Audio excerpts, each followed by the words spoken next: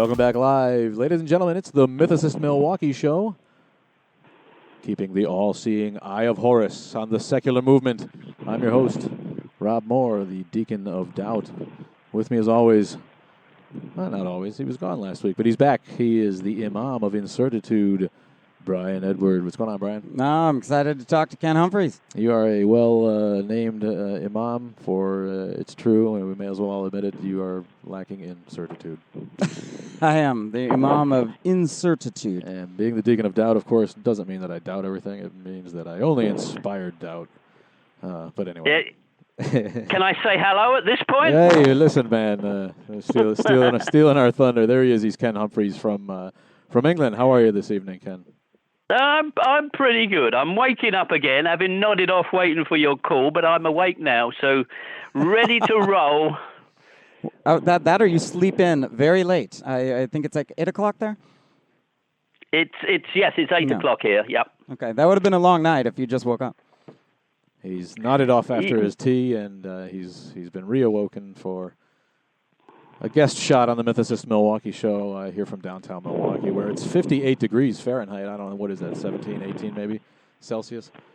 Not really sure, but what kind of describe the weather here as we approach Christmas for us? Paint a picture of your tiny town in England. Where are you calling from? What's it like tonight? Well, I'm calling from the south coast of England, and just these last few weeks we've had quite mild weather for this time of year, still in double digits, so really quite unusual. And I guess it's the more pleasant side to global warming that the weather's mild. I don't know what the consequence will be. More storms, probably. Yes, well, we won't live to see the terrible effects, so we can enjoy the weather. The change in the weather, it's no different here. It's really unseasonably warm, and as we approach Christmas, we turn to a favorite of yours, the Gospels. I was just looking at, and you want to start us off, Brian, and ask a question of mythicist extraordinaire Ken Humphreys as relates to Christmas here as we head towards the solstice. Right, yeah. Christmas itself, I mean, everybody knows what it is. But if we translate it back, I mean, in 1700s, it may have been somewhat the same as it is now. But what if we trace it all the way back? You know, what are the origins of Christmas? When does it first start? Like, when does it appear in the literature? When does Christmas appear in the literature? I guess the best answer to that would be sometime during the 4th century. Wow. That would be the honest truth. Sometime during the 4th century, the idea of Christmas, in the sense Christ Mass or the Feast of the Nativity as an official event, is quite late in the day. I mean, Christians are under a misapprehension if they think the early Christians celebrated Christmas. Far from it. In fact, some of the early Christian fathers condemned the idea of celebrating birthdays at all. Wow. When they drew up their lists, their chronologies of their holy men and their saints, what mattered was the actual day of their death, or as they would always call it, their martyrdom. Mm-hmm. So it was the death day that they marked, and not the vanity of the day of birth. So in that early couple of centuries, there was no question of a Christmas. But of course, the rest of the world was enjoying itself with a midwinter festival. But that's a different thing. Christmas is, of course, a Christian festival, but it began in the 4th century when they officially sanctioned a feast of the Nativity.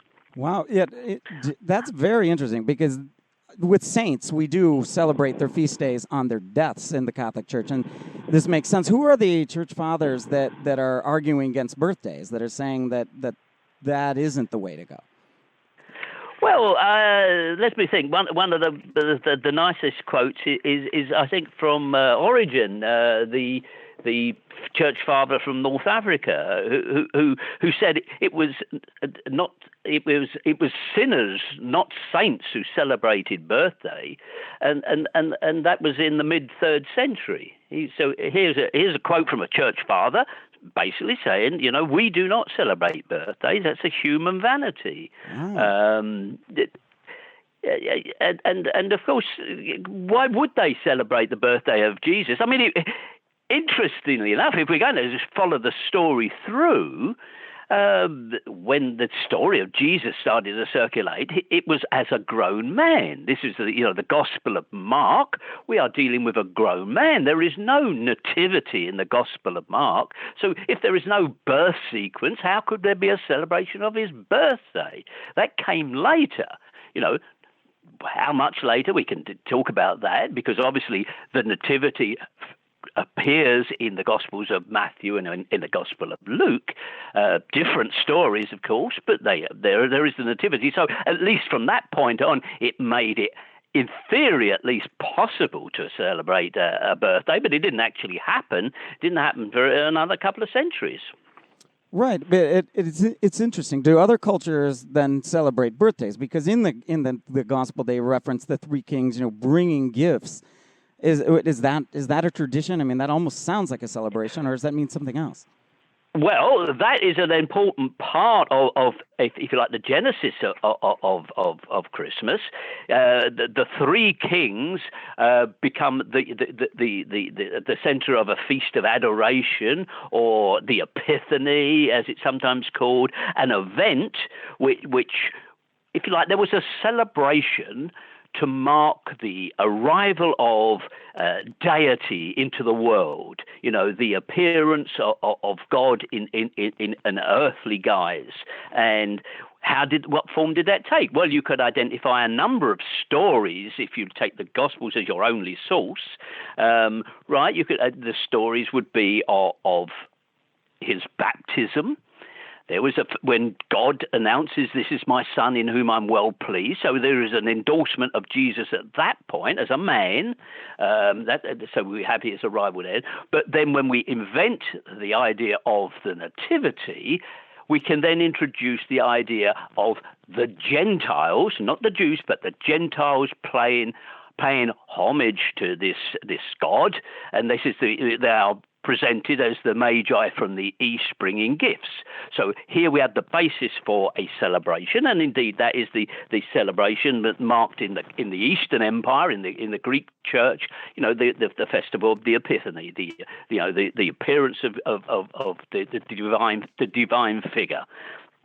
Now, there is no separate nativity there. It doesn't exist. There is no feast in the nativity in that festival, and it's being held, what we would regard later in the day. It's being held in January. January the 6th is typically the date, held later, and it combines the whole idea of birth, adoration from the Magi, and baptism all in one go. It's one big festival. And I suppose what we should appreciate is, of course, the church, as it evolved, developed its festivals. They didn't all come out in one great swoop, like a box being opened and all the festivals in place. They had to be invented by men over the course of time. And so what eventually happened is this festival of the Epiphany got split into two separate feasts, one being of the Nativity, the other being of the Epiphany. So, one became two, and so now the church calendar begins to fill up at this point. But bear in mind, for early Christians, this whole notion of the birth and so on is secondary to the resurrection. It's all really about the death and resurrection. That's their central message. It's only fairly late in the day they get caught up on this secondary festival of the birth. But of course, in today's world, I'd say across the world, almost universally, Christmas has overtaken Easter as the major festival. Now, how influential was the need to assimilate those solstice festivals of conquered cultures into the Christian Christmas, or did Christian Christmas, or do you think, generate more organically on its own?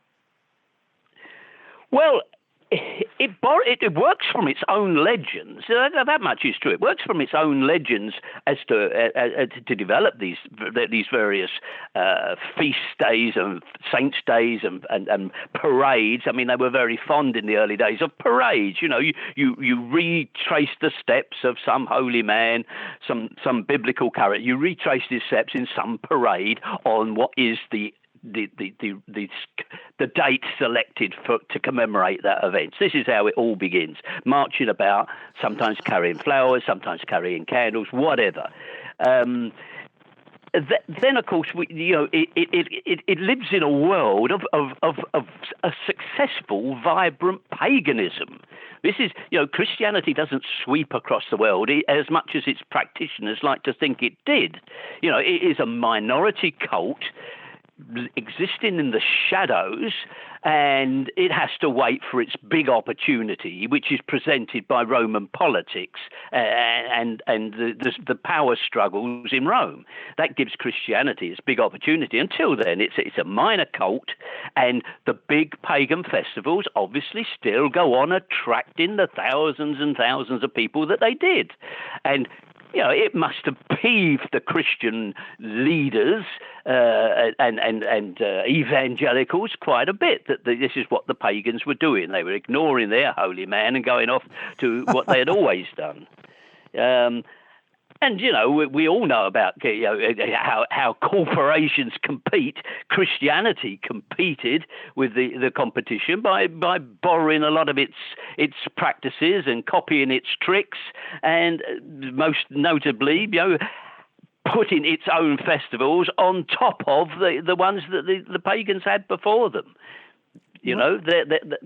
So we all know, I think it's a fairly widely known fact that, that December the 25th was already a celebratory day in Rome when the Christians came along and managed to work out, well, that's just precisely when Jesus was born.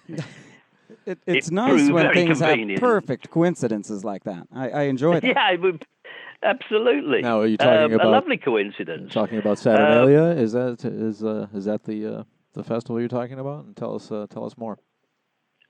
Well, what I find the interesting is how the church won't admit, the pagans had a very successful celebration called Saturnalia in Rome, and it climaxed on December the 25th. So we stuck our festival there to grab the crowd. They won't admit that, but what they do, they have their own little logic train to try and get there. And if I can remember it correctly, at this time of night, we have the announcement to the priest Zachary about the birth of his son John, and then 6 months later there's the annunciation to Mary, and therefore from what time that Zachary was working in the temple we can work out when John would have been born and Jesus would have been born 6 months later, and lo and behold we arrive at a birth in December.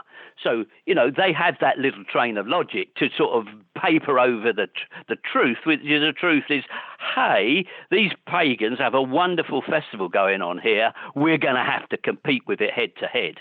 And so they moved in on that particular date. Of course, it didn't really cut much ice until they had the state behind them. Mm-hmm. Once Christianity got endorsed as the favoured religion of the imperial household, of course, the game was changed. They then had all the trump cards, and they could progressively pull the rug from underneath the polytheistic religions, which they did, with all the dedication and enthusiasm that we today see the practitioners of the Islamic State destroying the wonderful ruins of Roman cities in the areas of their control. Let's go and destroy the competition. So it's a time-honoured religious practice to just not mess around. Let's just knock them out of existence. Then everyone will believe what we say. Right. So if I'm a literate merchant living in 150 AD in Greece, and maybe I've read Luke or Matthew, I'm not celebrating Christmas. I celebrate only the death and resurrection of Jesus. And what other cultural norms do I have? I mean, I don't celebrate my birthday? Well, that's an interesting thing. When it comes to birthdays, the Romans clearly did celebrate birthdays. The Romans did. Whether a Christian decided not to, well, maybe they did. That was, if they listened to the church fathers and thought it was sinful, maybe they did stop celebrating their own birthday. In the same way that some of them probably observed the rule they should stop cutting their beards, so they grew their beards. Mm-hmm. But you should talk about birthdays. There's clear evidence of birthdays. That you've obviously heard of Hadrian's Wall, and on Hadrian's Wall in northern Britain, there's a very interesting fort that the Romans built during the time of Hadrian, Vindolanda, and at Vindolanda, in a rubbish dump, they found a lot of Roman correspondence written on wax tablets. And one of them is an invitation from one Roman officer's wife to another Roman officer's wife saying, come to my birthday. So, there's clear evidence that the Romans enjoyed birthdays like normal people, but whether the Christians decided that was a bad thing, some of them may well have done. He's Ken Humphreys calling us from England tonight. It's the Mythicist Milwaukee Show. Ken is the author of the book, Jesus Never Existed, and now an introduction to the ultimate heresy, available for your pleasure. Take us to the story of the Blessed Virgin from your research. Who was Epiphanius of Salamis, and when did he think Jesus was born? The Blessed Virgin. What can we say about the Blessed Virgin? I mean, that's again, most of these things that we find in Christianity have a precedent in an earlier cultural archetype. Take the virgin goddess of Athens, for example, Athena. There's a virgin goddess, a protector goddess. The idea of virginity and being a virgin and a god, and yet a mother goddess at the same time, though it sort of doesn't square logically, was quite well established. So so there's nothing unusual there. And Mary, of course, very much modelled on someone like Artemis down in Roman Asia. Very successful cult there. She gets a lot of foliage copied from goddesses like Artemis and Vesta and Athena and so on. There was lovely iconic material, particularly from Egypt, which shows the mother goddess and child, except of course it isn't Mary and the boy Jesus, but it's Isis and her little son Horus. So it is clear evidence of recycling a well-established motif, which obviously fits in with human cultural needs. In a society made up of men and women, it's very useful to have a mother goddess who's raising and caring for a child. So the archetype is there, and why did the Christians, why were they fussed about it? After all, their story's surely about Jesus. It isn't so much about Mary, is it? Mm-hmm. Mary doesn't figure too much in the Gospels.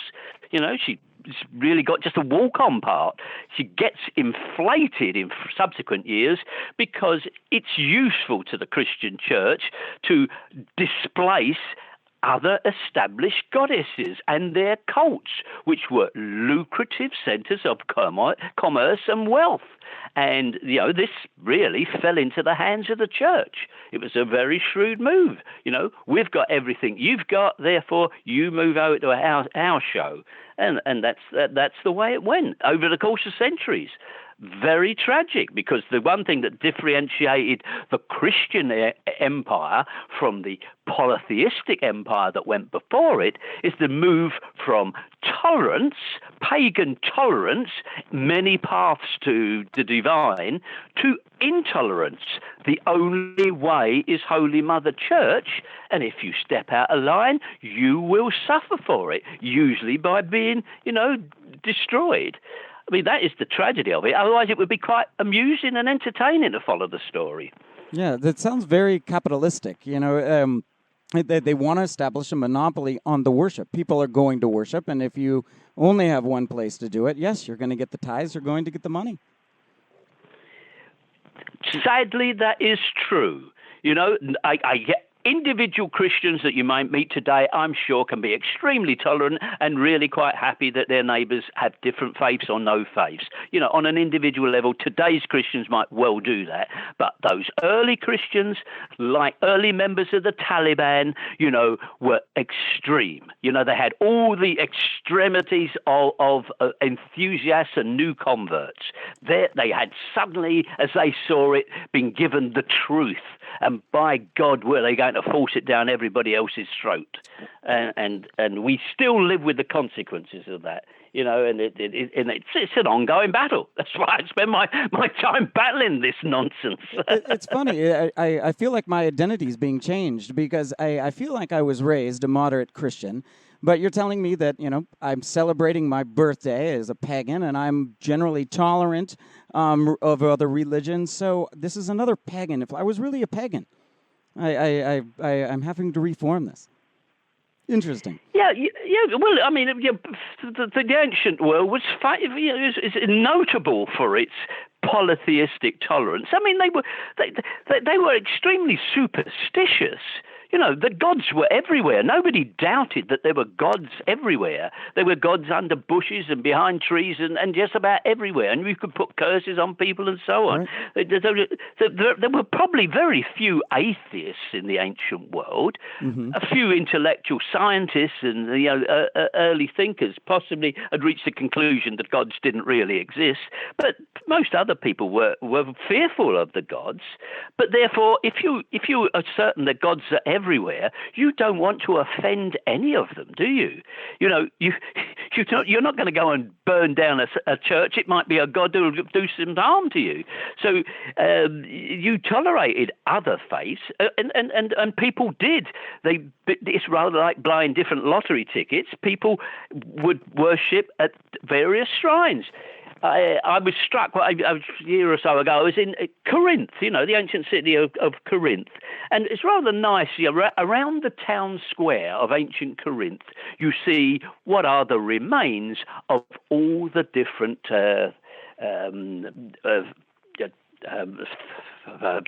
what's the word for a moment? All the different temples, temples of the different cults, right? And so you can go along and you can imagine an ancient citizen of the city. He gives a few coins in the temple of Dionysus, and he goes into the temple next door to Artemis, and he goes into the imperial cult shrine next door, and so on. And you could go around 8 or 9 different temples, you know, within a 15-minute walk. And you did that as a way of ensuring that they were all on your side, or at least as many of them as you could get. So the polytheism was just an essential element of the ancient world. Now, why were the Christians different? Why didn't the Christians just come along and say, well, we've got a new variant, he's slightly different than the others, you know, he's a bit cleverer or he's a bit stronger or something. But, you know, why didn't they do that? Well, where did they come from? They emerged from Judaism. And the one thing about Judaism was its intolerance. Okay. So they're inheriting some of it. Sorry, stop a phone there. The one thing about Judaism was that it saw itself as the chosen people and its God as the only God, the only permissible God. Once they got rid of their early idea that there might be several gods, but their God was the most important of them, they eventually moved out the idea only one God, and therefore and only one people chosen by God. Now the Christians emerged from them, claiming to be the new Israel. So the one thing they brought over from Judaism was that idea of intolerance. Yeah, that idea that, you know, we cannot tolerate. Our God will be very upset and angry if we tolerate all these false gods. Right, it's a commandment. He requires us to silence them. Yes, it's the first commandment. Right, it's right there. It's right there. You're right. Number 1. And it resonates today because that's what's missing again from even though we live in a pluralistic society, that sense of the other guy's God is real because he believes in him, and when he dies, he's going to go to him because that God's going to accept him as one of his faithful or her faithful is gone from Western religion anyway, from our perspective, and sadly so. It's kind of a false sense of religious freedom, I think, that we get from that kind of intolerance. Don't you agree? Yes, it's a worrying and sad thing, and I'm not suggesting today that individual Jews are intolerant. I'm sure they're a very tolerant people by and large. They keep their head down and their nose clean. But, historically, well, it's as you say, it's written there in the commandments. It's there. They are a chosen people. They have been told that they should become a nation of priests. That others, that the Gentiles shall come to them and worship at their temple. Not that we'll all go to each other's temples. Oh no, they will come to our temple. I mean, this is how they saw things, and unfortunately, it's one of the aspects that rubbed off on Christianity. Yeah. Interestingly enough, all the other intolerances, many of them, they were willing to waive. You could still do nasty things. Well, God will forgive that. You could murder a few people. No, you'll still be acceptable to the church if you beg for forgiveness and so on. They accepted the rascals into the church, but the idea that you will tolerate somebody else's God, now that is really bad. Right. Does this intolerance in Judaism, and right, we're not blaming current Judaism. We're talking about Judaism, in the first century. Specifically, the temple is destroyed in that 67 to 70 range. Is this religious intolerance what sparks the war, or is the war more political? Well, it's clear that the Jews were not of one mind. I mean, it's often spoken as if they move like one collective group, one mind. Many Jews actually became, Romanized. There is no question about that. They went to the Roman theatres and gladiatorial contests. They went to the baths. Herod. Some people might claim he's not really a Jew, but Herod, adopted Roman culture, Roman Greek culture wholesale. So and many Jews embraced it. What we're talking about is those who would not. Now, in our own time, we have the visible evidence almost on a daily basis of people who basically are saying to everyone else, you're all wrong, and we're going to damn well prove you're all wrong because we're going to blow you off the face of the planet. We know what religious extremism is all about. And unfortunately, the Jews, in attempting to throw off the Roman occupation, which basically every other nation in the Mediterranean had accepted Roman domination, but with the benefits it brought. A certain section of the Jews were not going to have that, and of course they brought ruin on the nation. They brought destruction of the nation, and what comes out of that? Well, no doubt some of them, in despair, became polytheists, but others were absolutely obdurate that they'd simply misinterpreted the divine prophecies, and that now, they've really got the real angle on it now, and this is how, again, it became part of the climate out of which we got Christianity emerged. So it's this strange creature that has come from a Judaism with a bloody nose, and it's got aspects that are really unfortunate, and okay, in the course of centuries, some of them it's dropped, but most Christians nowadays fall over themselves to accommodate other faiths. But in that early period, they had that terrifying enthusiasm of new converts. Sure, and if I'm a Jew in 70 AD and I've survived the war, but my temple is destroyed, I really can't practice the religion the way I used to. So I may very well be a convert to Christianity, which kind of allows me to pull into this, and now I don't need the temple. Does that happen? Absolutely. And of course, that is the narrative that the Christians peddle.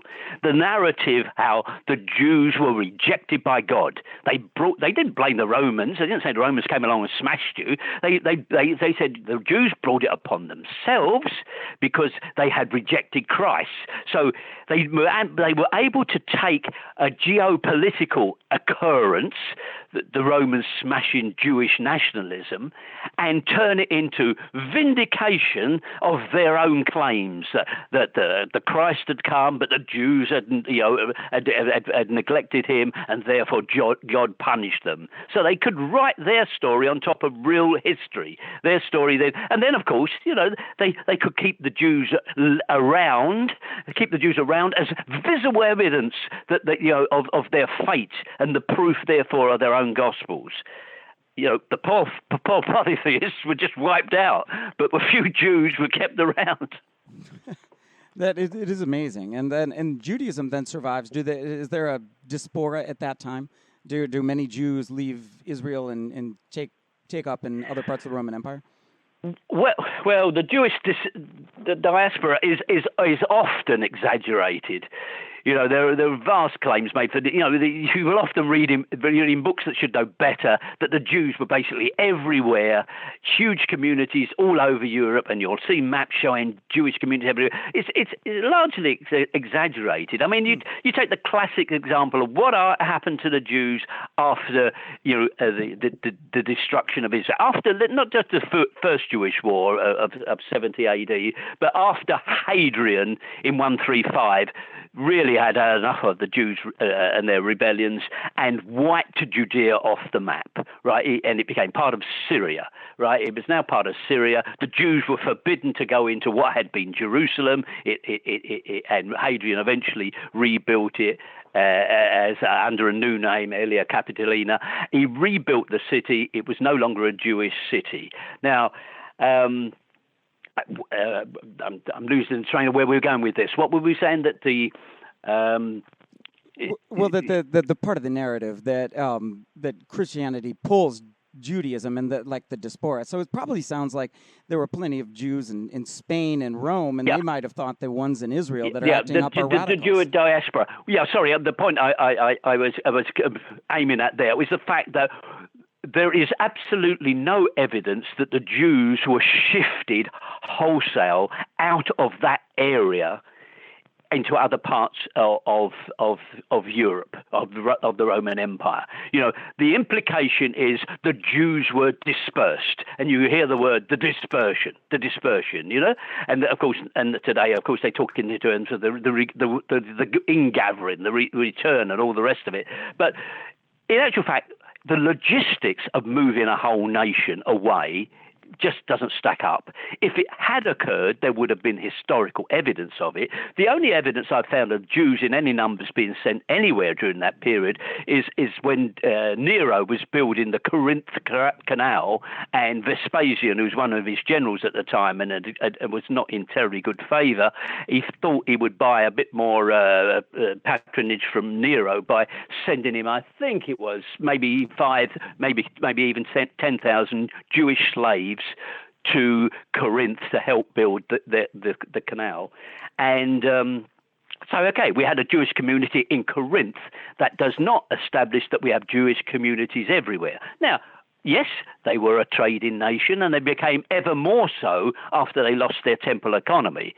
And there is the basis in these communities that did exist, a natural recruiting ground for the new Christian zealots. And we might even compare it, and I mean, it's nice that we do have this example. We might even compare it today with Muslim communities in European cities are a breeding ground for religious zealots. Because if these are the people who don't have work, don't have money, are in the poorest areas, and they hear this message telling them, of favourable times if they do X, Y, and Z, then, this is where Christianity could build up its core base. So more of a natural emigration than a magical diaspora. The diaspora proved a myth here, too, on the Mythicist Milwaukee show. You heard it, Ken Humphreys from England. I want to remind everybody to go to the website, mythicistmilwaukee.com, and buy a membership. If you like what we do, you can help support by choosing one of a couple of different options for membership in the group, and we also have a Patreon page. You go to Patreon and patronize it, pledge per show per time period. Whatever you can helps support the cause, bringing great guests like Ken Humphreys to the show. And as always, tweet us live at MythicistMKE during the show to ask a question talking about Christmas, the Christmas tradition, and as it relates to early Christianity. It's easy for Christians not knowing much about the mythologies that predated and mirrored the Judeo-Christian arc and the Christ mythology to dismiss those earlier mythologies because they haven't heard of them. But everyone's heard of Buddhism and Islam and contemporary religions that survive today. What are some of the parallels between the birth of Jesus as we approach Christmas here and the birth of the Buddha? You know anything about that? If that's the question, I mean, surely it's a reasonable one to ask, and many parallels have been established between the two.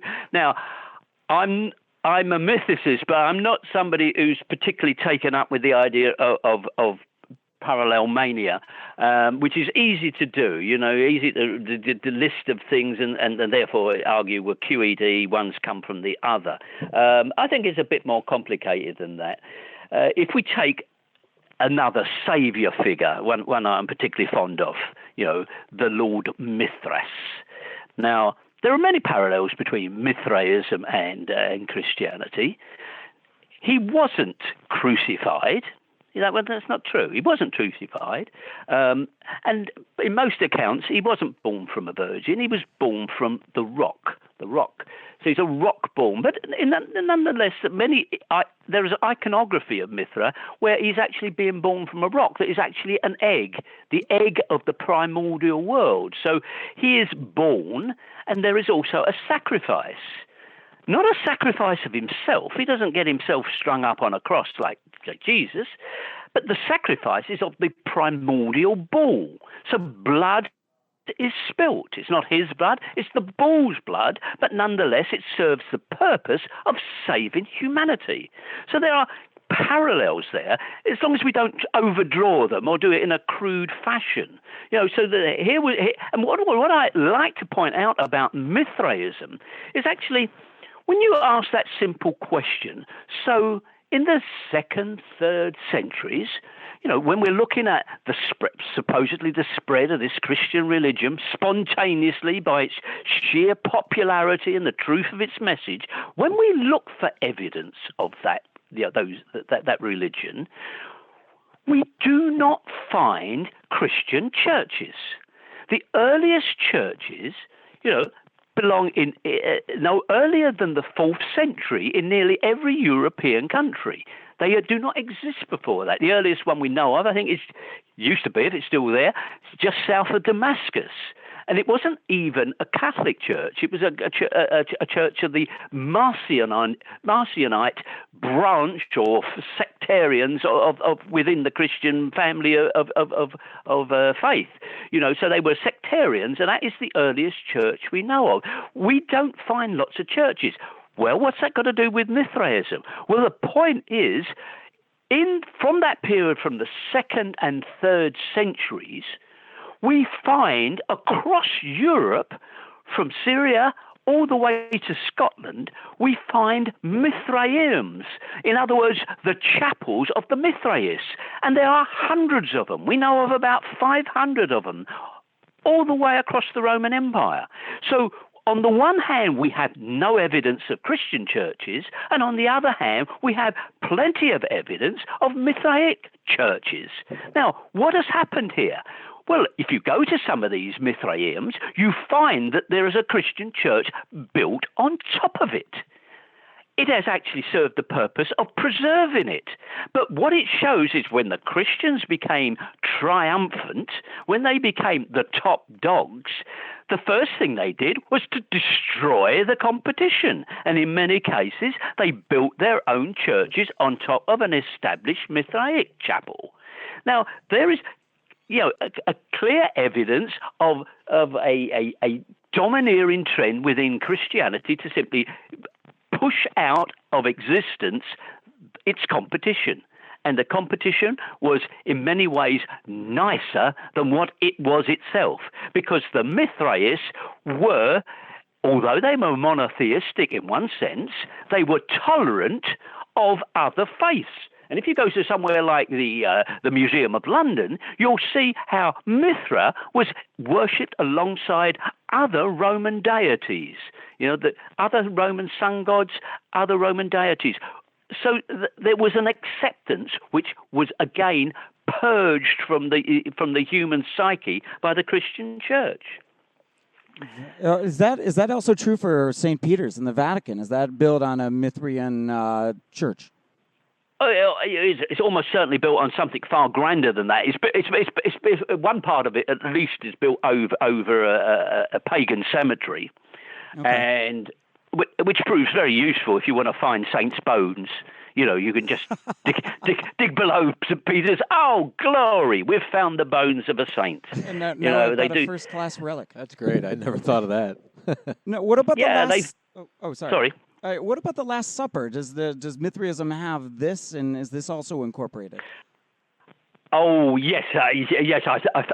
You must have seen the iconography. That is one of the things we lack from Mithraism is its holy books, because obviously the Christians weren't going to let them survive. But what we do have is a massive quantity of their iconography, and that includes quite a number of copies of the holy banquet that Mithra had with his followers, his 12 followers, who sat round at a banquet, and they wore there were various ranks within the Mithraic chapel. I think 7 of them in actual fact, and they each had a particular role, and they had a sacred banquet which they shared with the god Mithras, and he shared it with also his fellow sun god Sol, and Sol used his chariot to take Mithra after the meal. He took Mithra back up to heaven.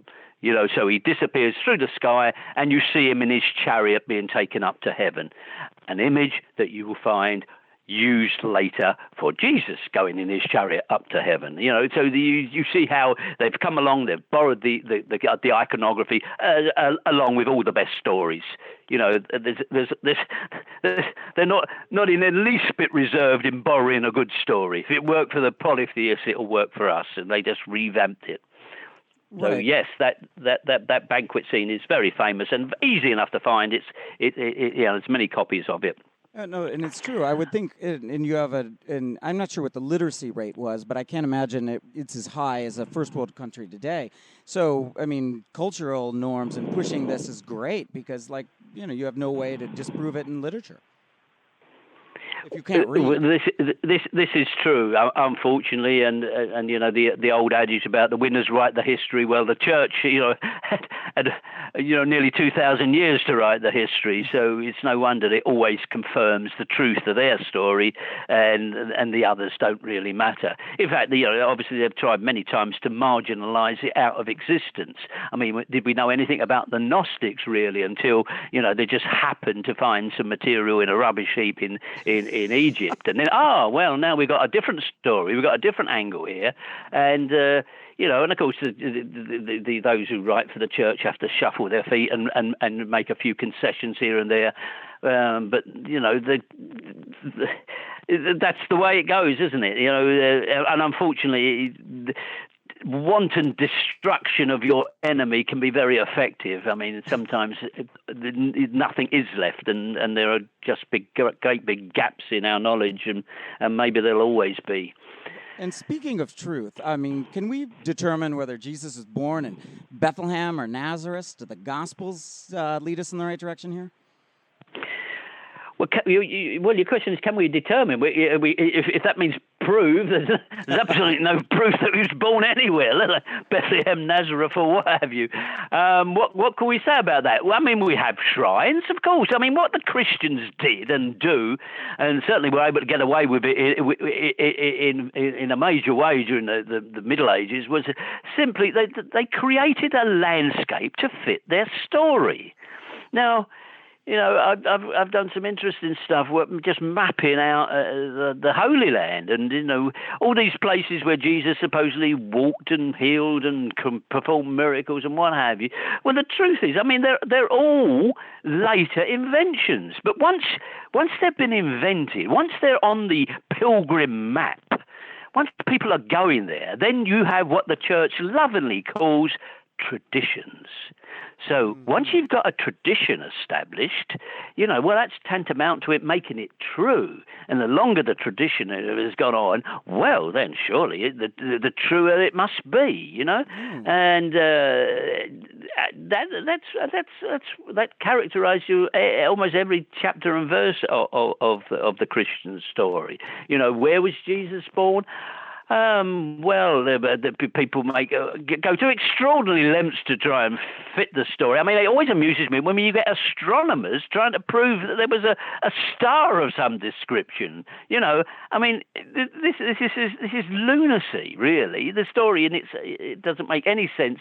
Read as a story about wise men in the east seeing a star and following it I mean, can you follow a star from one city to another? I mean, what does extraordinary thing to do, let alone follow it to it stops over a house. I mean, the whole thing is nonsense, but people try and square the circle, don't they? I know, but it's funny. The Gospels themselves don't agree, and that's my facetious point, is that you can't garner any truth even if you do believe it. Here we are, mythicists. None of us believe it was a real event, and we're arguing where it happened. It's a little bit absurd. Right. And I meant to be facetious with my question that the Gospels don't agree. So, I mean, to get at truth is impossible, even if you're taking the Bible, because it's contradictory. It's the Mythicist Milwaukee Show. I'm going to interrupt us all for a little station break. I want to remind everyone that we are, in fact, sponsoring the long-awaited debate between mythicists Dr. Robert Price and Bart Ehrman, the long-awaited debates that will take place in October. Ken, are you booked in? You got a ticket? Are you looking forward to that debate? Oh, it'd be a very interesting debate for sure. Yeah, absolutely. All right. Two of my favorite writers. We'll make sure to keep you apprised. Yeah, we do plan on, for those that live very far across a small ocean, we'll be able to watch this on the internet for a small, reasonable fee. Pay-per-view. Not even as expensive as a boxing match. It'll be quite affordable, and so you'll be able to see that. And we're all very excited and looking forward to that. In October. Excellent. It's 2:47 and getting late, and we're having an easy listen. As always, we could listen to the golden tones of a Ken Humphreys speak nonstop, even if he's just reading the phone book. But we do have a feature we like to call Myth of the Day, and here is our own Mythmeister himself, Antonio, with Myth of the Day. Thank you very much, Mr. Humphreys, for being on the show with us today. I'm going to read, since we are connecting Rome to Christianity, I'll read a little bit about Romulus here. Romulus, the mythical founder of Rome and the son of Marge, is born of a vestigial virgin, sworn to celibacy. His mother claims that the divine impregnated her, yet this is not believed by the king. Romulus and his twin brother Remus are tossed into the river and left for dead. Romulus is hailed as the son of God. He is snatched away to heaven by a whirlwind. It is assumed that the gods took him, and he makes post-mortem appearances. Plutarch writes, he disappeared on the nones of July, as they now call the month, which was the Quintilis, leaving nothing of certainty to be related of his death, only the time. Romulus, when he vanished, left neither the least part of his body, nor the remnant of his clothes to be seen. The senators suffered them not to search or busy themselves about the matter, but commanded them to honor and worship Romulus as one taken up to the gods.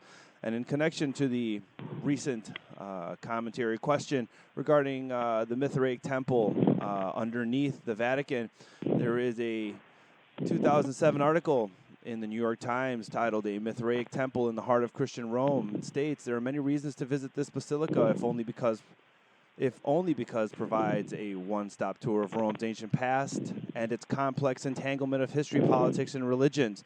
It then continues to say, I used to love coming as a child because of the 2nd century Mithraic temple in the belly of the basilica.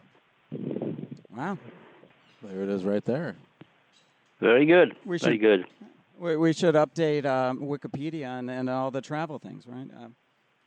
If you're, you know, maybe there's some Mithraeans hanging out. I don't know. We've only got about 10 minutes left, Ken. What are you working on now? What are you pushing? What's your big thing? Where can people find your fabulous work? Oh, okay. Well, I think if people aren't aware of my website by now, well, they obviously can't read simple language. JesusNeverExisted.com is a very easily found website. It's quite massive. More recently, I've spent a lot more time on YouTube because, hell, people like the comfort zone of listening, right, and watching rather than reading, and why not? You know, so do I. So the short videos, which I started at 5 minutes, 5-minute enlightenment, they've grown a bit. Some of the more recent ones have been about 20 minutes because people want more of this. But as you guys would know, creating these things takes quite a bit of time. So I've got many of them under wraps. One of the things I do is I start many different projects simultaneously, and then it becomes a struggle to actually get one finished and up and published. But I'll be revamping the site and reinvigorating my YouTube offerings in the new year in a major way. So something to look forward to there. Whilst we're on the subject of Jesus, though, let me share you my little anecdote about where I came close to these things in the flesh. If we look at actually Santa Claus. Now, we haven't touched upon Santa Claus, but he's an interesting part of the Jesus legend. Nobody seriously would suggest that Santa Claus has had anything to do with Jesus, although, of course, they're both nice guys, aren't they, and fond of children. But probably many people know that Santa Claus really derived from St. Nicholas. And who was St. Nicholas? Well, he was actually a real figure. You know, there does appear to have been a bishop in the 4th century in southern Turkey, what was then ancient Greece, in Lycia, in a town called Myra. And I had the pleasure of living there for some months. And so I had access to St. Nicholas's church, and we could spend the odd afternoon there wandering around and eating my sandwiches. And it was quite cute to think, well, this is where Santa Claus began, because, you know, it was actually quite a small building. And it's actually a very small town, at least it was at the time. And he fits through small Now, the chimneys. interesting thing about that is the Italians, or Italian pirates, so-called, came and stole the bones of St. Nicholas and took them to their own shrine in Italy, in Bari, in Italy. And so there are now competing claims from both Turkey and Italy to the bones of St. Nicholas. And his bones have even appeared in places as far afield as Ireland. So he's like most saints, his corpse proved rather more useful than his living presence. And he's distributed far and wide. And it seems that somewhere along the migration of bits of St. Nicholas and bits of his story northward, he got merged with some Germanic flying holy man or god who was kind to children. And that seems to be part of how we get the man in the sky. So it's an interesting little side to the Christmas story. But it shows how humans are very fond of modifying and adapting and pillaging other people's cultural inheritance and moving it forward with their own commercial concerns. And by God, has the church done that? I put it to a general lack of creativity. There's no new ideas. Hollywood rehashes a movie that 20 years ago, and religion's done the same thing with mythology throughout the... Absolutely. And the sad thing is some people take it seriously. That's the thing that's objectionable. It's true, right. And I always thought, well, why the chimney? Why not the front door if you're going to break and entering anyways? I mean, is St. Nick a chimney sweep? Was that what he did before he started bishoping? You're saying, yeah, Santa is breaking and entering. Yeah, well, I think that I think it began with sweets or something the equivalent of sweets, but by golly, has it grown into a big commercial festival? I mean, that's the thing about Christmas now. Really, when you talk about Christmas, it's how many people are really talking about a religious Christmas? They're talking about a commercial and family Christmas, aren't they? Mm-hmm. Yeah, I got a question from a listener. Chaz Baker writes, Ken, and I'm going to read this verbatim. From your great website, I see that there is also as many doubts about the 12 disciples and Paul as there are about Jesus. Would you ever consider writing a book on New Testament minimalism? When Old Testament minimalism first began some years ago, no one took it seriously. Now most secular scholars agree that Abraham, Moses, and the patriarchs are all just legend and myth, and most of the stories like Exodus, destruction of Canaanite cities, etc., are the same silly little tales. What do you say, sir? Thanks, Chaz. Yeah, I mean, there's a lot of truth in that question there, because of course, I don't know how you guys find it, but the very fact now that the Jewish patriarchs are very widely in the academic world accepted as mythological, that they have lost all credibility, that these foundation stories of Israel, even most Israeli academics don't even try and insist that they were true, so that when all that goes down the tubes, or if let's say reality dawns, where does that leave someone who claims to be a descendant of these people? Jesus is having the ground pulled from under him, and that's a cause for some optimism on that front. The sad thing is, I have to say this. The sad thing is we have a different religion now that's threatening us more than Christianity. But there we go. Yeah, no, that's true. But speaking of the minimalism, Jesus is often portrayed as a carpenter, but I don't see many trees growing in Israel. I mean, what can we attack, and how much is out there, and what is safe to go to? Yeah, I lost a little bit of your dialogue there. Within Israel, I mean, obviously the opinions are split, because there is the Zionist wing, the Orthodox wing that doesn't want to give any ground, and there is an academic wing that lives with reality, and minimalism. We call it minimalism only in contrast to the fantasy tales that were believed before. Your caller there mentioned Paul. Well, I've had doubts about Paul for a long time, but and I'm well ahead with a book on Paul specifically to answer some of these issues. But there are still grey areas regarding Paul. That's why I'm still holding fire on that. But in many circles, people don't any longer try. It's interesting. It still holds up for Jesus. When you see a debate on the television, at least in the UK, academics will quite happily say Moses didn't exist, Abraham didn't exist, Noah didn't exist, none of them existed. But they'll sort of they'll hedge their bets when it comes to Jesus. But that's only a matter of political correctness.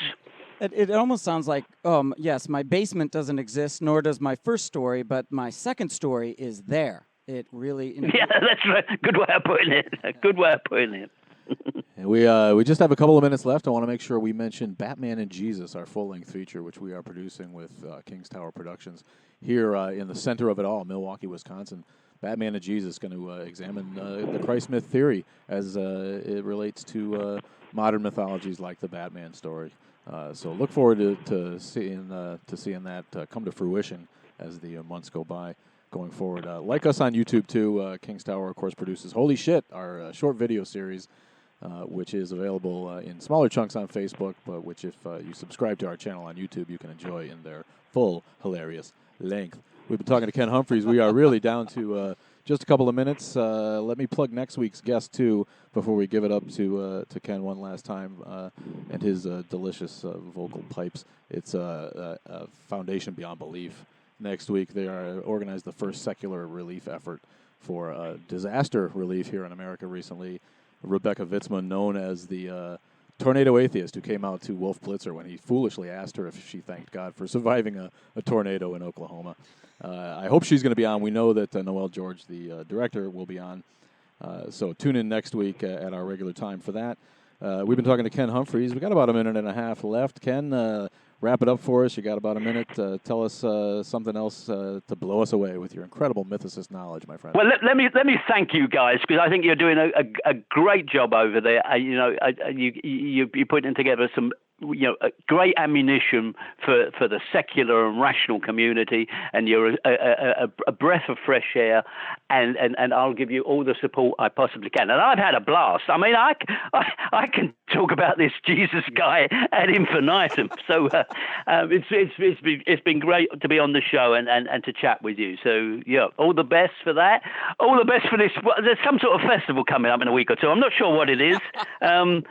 But whatever it is, you enjoy it, right? Festivus for the rest of us. Happy Saturnalia to you. Very good. He's Ken Humphreys. That's right. Yeah. Stay on the line if you want. We're going to sign off.